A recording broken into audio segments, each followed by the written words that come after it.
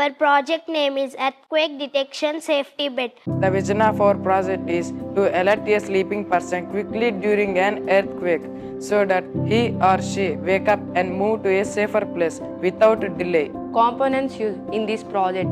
Arduino UNO has the main controller, a vibration sensor to detect earthquake tremors, 2 SD90 servo motor for the bed lifting mechanism, a buzzer for sound alert, 2 white LED for light indication, a toggle switch for manual mode operation, ribbon wire and an FR2 board for assembling the components securely, a buck converter to regulate voltage. When the bed vibrates even once, the vibrating sensor detects the vibration and sends a signal to Arduino. Immediately, the servo motor 1 moves from 0 degrees to 90 degrees. The person goes in. At the same time, the button LEDs are turned on to alert the person. After this automatic alert, the system enters to manual mode.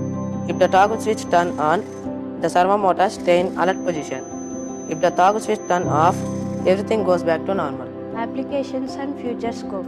This project is useful in homes, hospitals, hostels, old age homes and earthquake risk areas.